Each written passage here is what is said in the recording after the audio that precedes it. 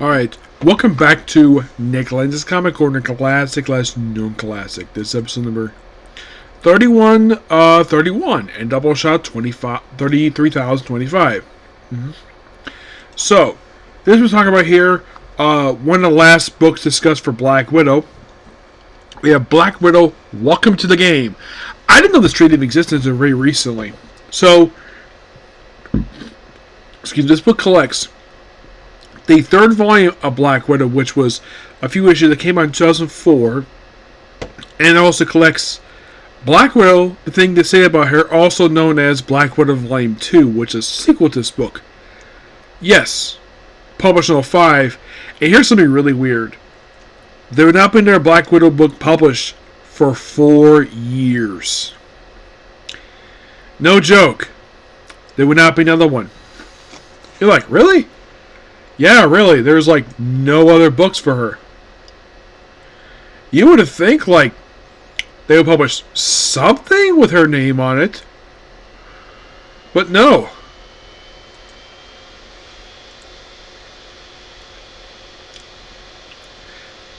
That's kind of the weird thing related to the Black Widow.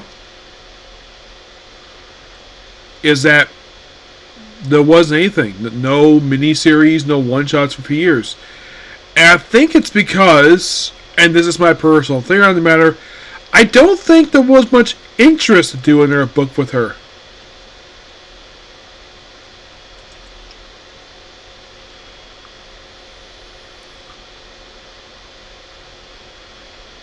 And you're like, why? I have honestly no idea why.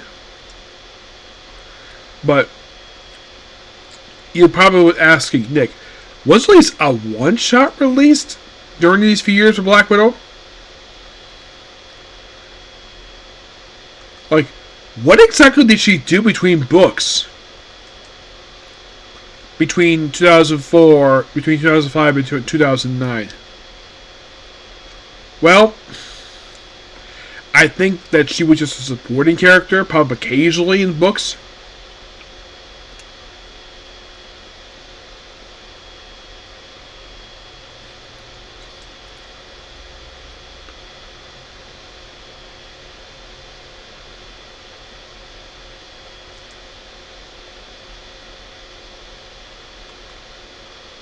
But there's nothing really major with her.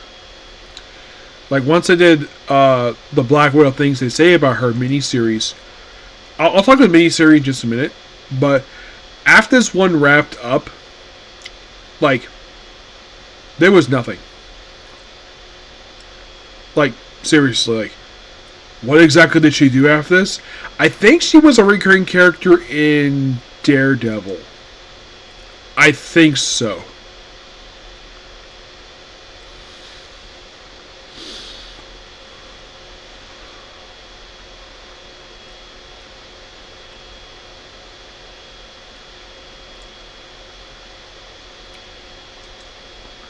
I think mostly put for the next few years, her appearances became very sporadic.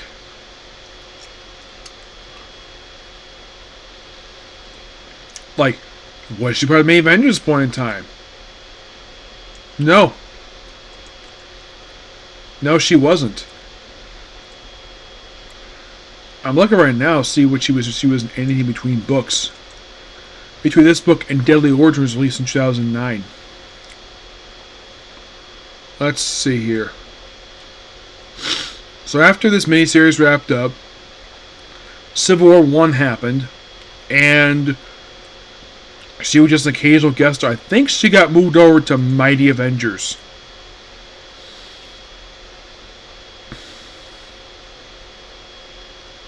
Yes. She got moved to Mighty Avengers and was there for pretty much the first 20 issues of the book, while also occasionally appearing in the Captain America title. Yeah, that was kind of thing where I was like, she brought in my Avengers, supporting Captain America because she's, well, at that point dating Bucky Barnes. And this is kind of what she did for the next few years, up until 2009. Because that was simply her role, be a supporting character. Nothing really big for her. She also appeared in Avengers vs. Avengers Last Invaders. and took part in the Secret Invasion, but it's mostly because of the movie that it's mostly because of Scarlett Johansson being in Iron Man 2 that she got a lot of love. And for the next few years, she got miniseries. And of course, those were Origin, Black Widow Volume 4, Widowmaker. I think that was it for a few years. Then she had the awesome, really good book by Neil Emerson, which lasted 20 issues. And then about a couple years later, you had the Mark Waid Krasinski book. Then you also had a couple more volumes. Well, the next one published a few years later. They have recent volume published by Kelly Thompson. But she's not been that big of a character. The only reason why she got one recently was because of the Black movie. So these books here are written by Richard K. Morgan. The cover for the first miniseries is done by Greg Land, Matt Ryan, and Justin Punsar. It's 6 issues. Bill Sienkiewicz does the very first issue. He's also the finisher for the book, with Gorlin Parloff, who does issues 2 through 6. The following miniseries, get this. So, the interior artist of the book is Sean Phillips, Bill Sienkiewicz on finishes, and Bill Sienkiewicz is the covers the first half of the second miniseries. Second half was done by Sean Phillips. Your stars are Black Widow, Nick Fury, Daredevil, and Yelena, who actually does not play a role in this book at all. Oh, if you look at this cover here, that is a common cover you will see online with Games of Black Widow. So, you basically have Black Widow dreaming about the past, and then she wakes up in bed alone with no guy.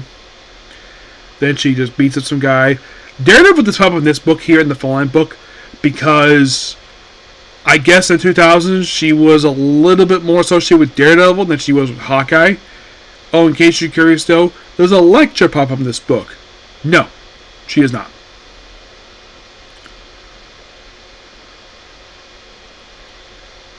It's mostly like a James Bond spy book. And the other reason why she got this book was because of, okay, so she also kind of had Thunderbolts, and she basically like been all over the place. But at least she was active. Oh, here's a little fun fact. Prior to this book, she had appeared in Daredevil.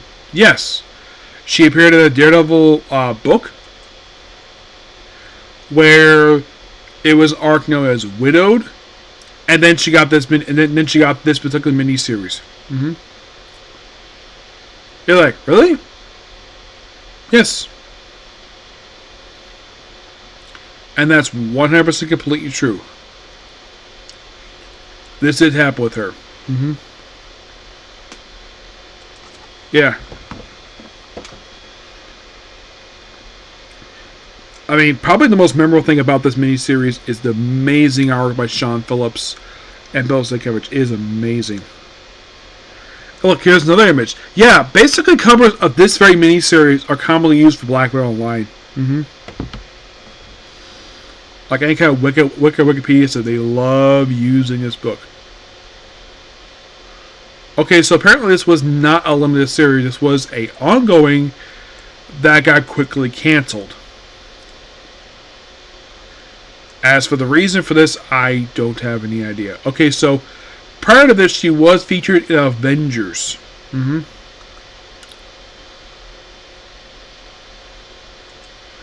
the opening issue, we debuted the character Sally Ann Carter.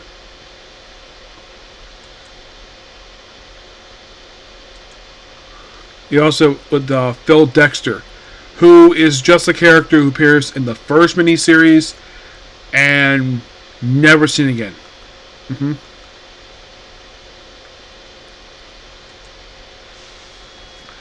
Mostly Push takes on a group of characters known as the North Institute. They're just basically a corporation that she fights throughout this miniseries and a little bit in the next book, but that's simply it. Yeah, at one point you have her basically wearing underwear, and she basically is telling her friend, "Hey, stop looking at my butt." He's like, "I wasn't." Any guy would. Black Widow's hot. There's no denying that. Heck, here's one panel here where the artist gave her a six-pack. I don't have a problem with that. That's perfectly fine. Yeah, her having a six-pack is perfectly fine. They see you going a lot of spy work here. Now, in this particular mini-series, do we see appearance of a Daredevil? I don't think until the very end of this book. Like, first two issues, yeah, you see those a line, but not issue 3. 3's cover is never seen a line. So, they're going on like a... She's like going like... There's a lot of good spy work here. Nick Fury is loosely involved in this book. And she also hypnotizes a guy with basically with her skills. Oh, by the way, issues 4 is called No Place Like Home, which love this cover here by Greg Lenz. It's actually not bad of a cover.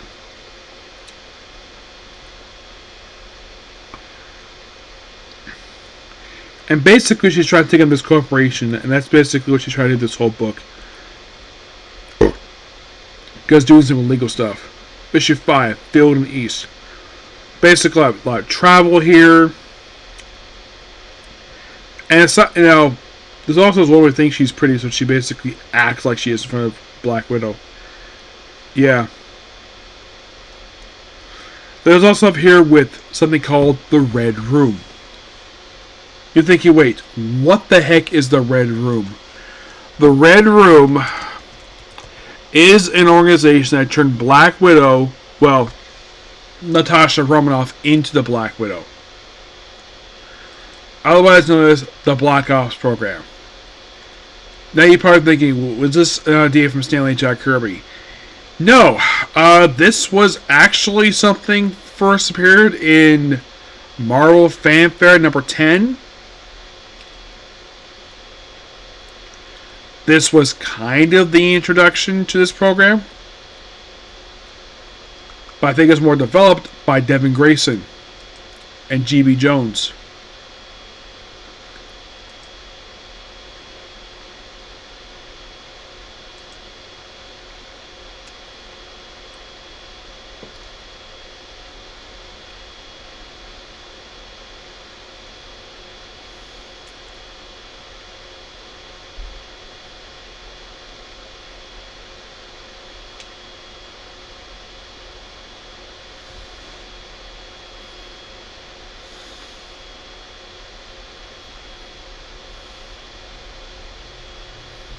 Okay, so it was the Unnamed Academy, but I think it was developed by Devin Grayson. And it's more prevalent in these other books than other books, per se. And his most recent appearance actually was in a Elektra book. You're thinking, really? Yeah, really. Yeah, so the book kind of ends with her, with basically, like, where she's hanging out with Nick Fury. And she just takes down this organization pretty quickly. It's nice little spy work here. She gets beat up first, then she is able to fight the owner of the company. And then she walks off, and then we lead to the very next miniseries, which is Oscar by Bill Sienkiewicz. I mean, the miniseries is called Things They Say About Her. It's also referred to as Black Widow Volume 2, despite the fact it technically is not part of the volume numbering. Not really. Except that the only thing about this book is it's a sequel to the previous book. And this book does feature Daredevil popping up toward the end of this miniseries. Yes. Or continues to do her spy work. Oh, actually it wasn't half. It was actually the first issue. But I do remember him in the book. Yes. He's here. We got bad guys here. And the only reason why he's here because he was in the first two books for Black Widow. And that's the reason why he's here. The first book involved her meeting up with Elena. And the second book is, well, her, basically, Natasha and Elena swapping faces. Face off. Yep. So pretty much in the way, that's kind of what goes on these two books. It's her doing lots of spy work. In the second miniseries, if I can get this thing to work here. Here we go.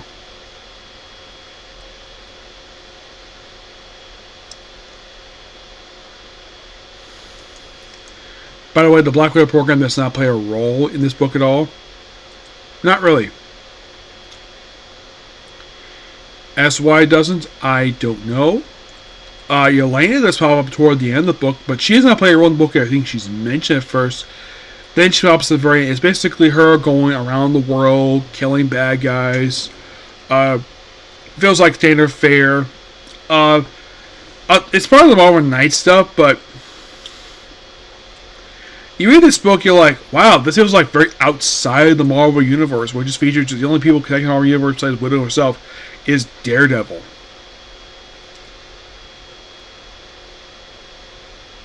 Yeah, well,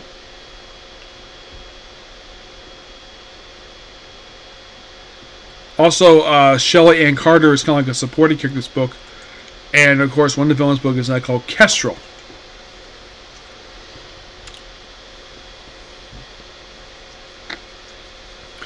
By the end of the miniseries, any villain introduced in here is pretty much killed off by the very end. But the books are pretty good. Nothing really terrible here, per se. Get the book roughly a 8 out of 10. Yep. Next up we have is Mockingbird Volume 1. Yes, I kid you not. There is a Mockingbird book. It was released back in 2016. Volume 1 is I Can Explain. So, you're probably thinking, was this basically because she appeared in live action? Yep. Where? Agents of S.H.I.E.L.D. I think it was the actress who originally was going to play Wonder Woman originally. Beletsky, I think her last name is. Yeah. Also, those of you curious about the character Lance Hunter, for example. He's not in the opening. Now, this book contains the first 5 issues of the Mockingbird ongoing, and the opening story from Mockingbird 50th Anniversary Special. There is a backup story in that book that debuts Black Widow's brother. Yes. And all that backup feature does is a prologue to a novel. And it leads into a backup story, Miss Marvel, and leads to another novel, and ends that little thing here. So this book is written by Kalisa Kane, which this is a writer I'm not overly familiar with here. Because prior to this book, I don't think she ever wrote anything.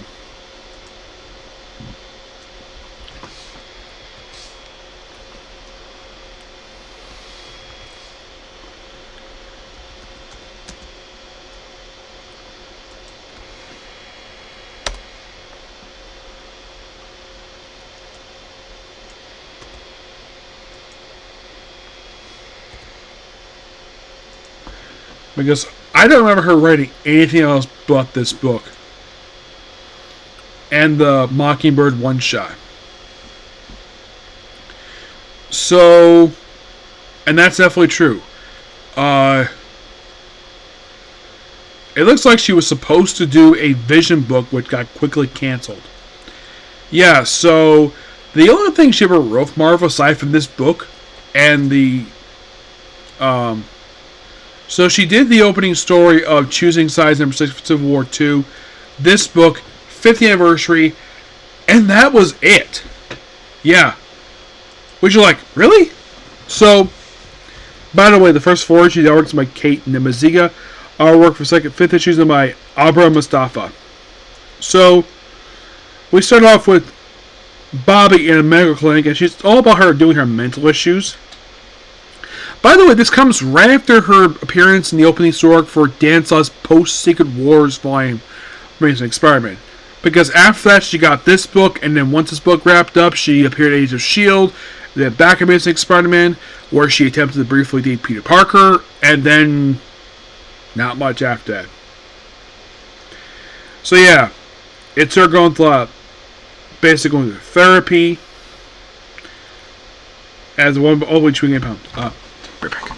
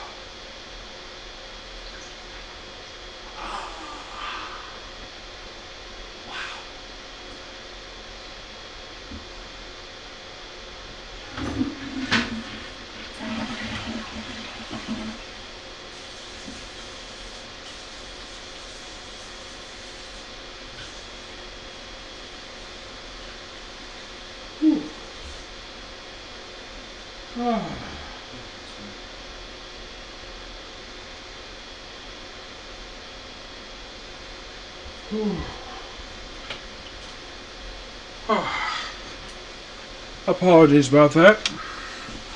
Okay, before I continue this book, prior to this book, Marvel never considered giving Mockingbird a solo book. Nope, never did.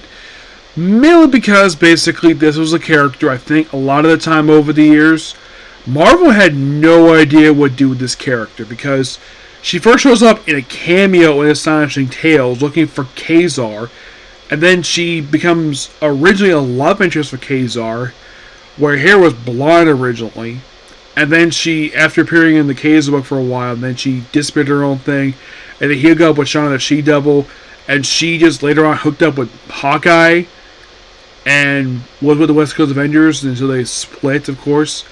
And then toward the end of the Avengers West Coast book, she died.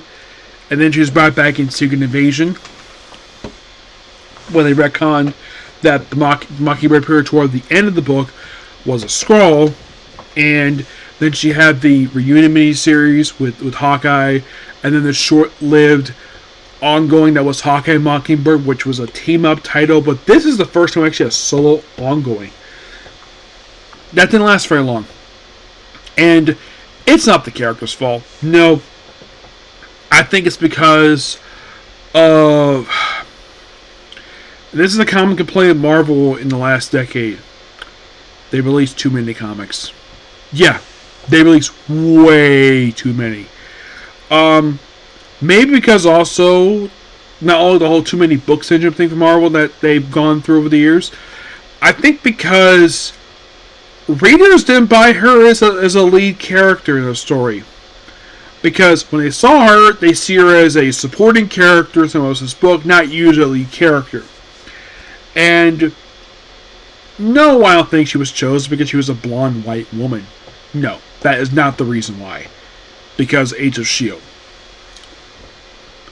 So yeah, and of course apparently they take a blood injection with her, we'll do more therapy, and then eventually see her finally in the costume, which is to point out this is basically about a dozen pages in. After all this therapy, seeing zombies, and then she just shoves them away. And then the very next issue takes place a month prior, where she's like a dominatrix, basically infiltrate a sex club. Which I think this is where they meet Lance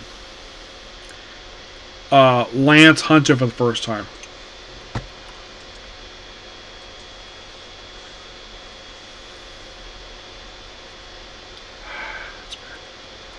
Yep.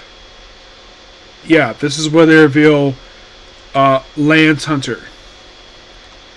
Now, those of you curious, though, why in the world is Lance Hunter in a Mockingbird book? And somebody might raise the question of... By the way, one of the characters is named MSD, who is a character for Avengers TV show. So, there's a reason why he's here. Agents of S.H.I.E.L.D. Once again. Because on the show, Lance Hunter and Bobby Morse were once married. And later got divorced. And I think it's because they couldn't stand each other. They weren't really clear with that in the show.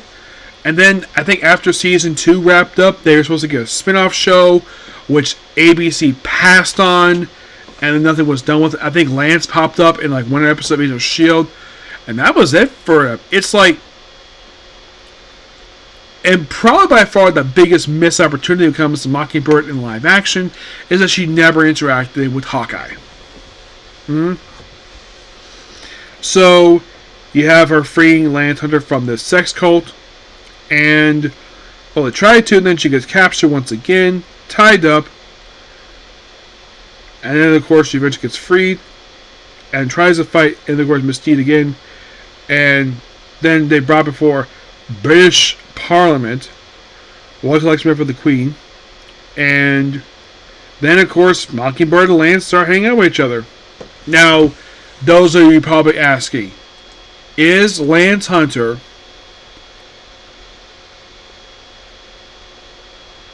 Oh yeah, also mentioned about the Hellfire Club. which is interesting. Now, he first appeared in Captain America 19. Now,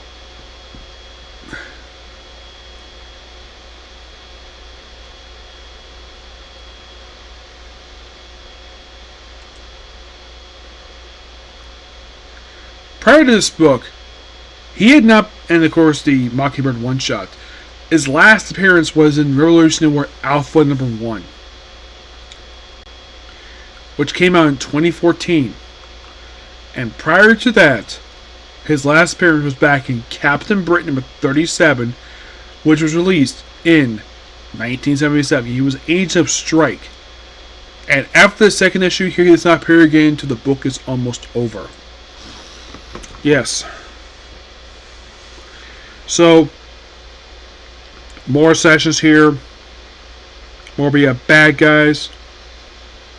Her basically with her wing alpha that Peter Parker designed for her. And save a reporter with her wings because she could fly. Yep.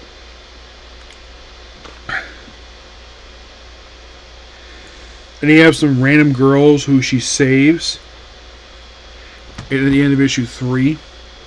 Yeah, like 4 random girls. Now, who are these random girls? No way big. We did get the first appearance of a character named Thomas Genrich, which he only appeared as one book. And that was it.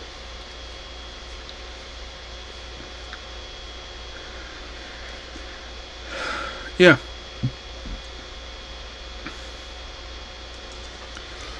Yeah. So, in issue 4, she does team up with her ex-husband, Hawkeye. Yep, go on to see adventure, rescue him, of course. He, of course, still has feelings for her. She's like, it's hinted she might still have feelings for him, but it doesn't go much anywhere at all. This is the first issue, and then next issue is just, oh, we see a bunch of zombie stuff, and she takes to the zombies. We finally go back 4 issues in. At the 5th issue, we finally go back to basically issue 1. Beats up zombies. And then, of course, then she is at Chelsea Market. We see underground version of what the clinic looks like. And then, of course, stopping and beating more zombies up. And then she goes crawling to events where she runs into Howard the Duck. You're like, what? Yes. Seriously. They decided to throw him in this book for seemingly no reason. It's like, hey, here's Howard the Duck. Remember him? Yeah, his appearance was completely random. And then we had Miles Morales show up, who puts a suit on. But you have Howard do his quack food, beating up zombies, more cadaver stuff, and then they stopped him there. And then comes the 5th anniversary book, which is basically kind of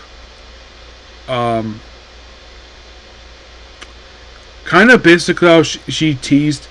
This is kind of the first reintroduction to Lance Hunter, which to him young because they want to resemble like the actor from the show. So, of course, Bobby teased him by calling him Clint. That's why his name is Lance. Yeah, and of course you have some. It's a very interesting story here. It's done 15th anniversary. Of course, this came out just prior to the ongoing. And there's mention here about Astonishing Tales, where she is handcuffed to a gurney, though she would break out no problem. Beats the guy up, escapes. And then the book ends basically with her calling Lance Clint again. And that's it. I gotta admit, unlike the Black Widow book, this book was quite interesting. I give Mockingbird Volume 1, I can explain, a 9 out of 10. Next book, we'll cap this book off. And if you're thinking like, does Mockingbird still appear in the comics? By the way, Yeah, this book she goes by either Age 19 or Mockingbird. Some might be asking, is she currently on the team right now?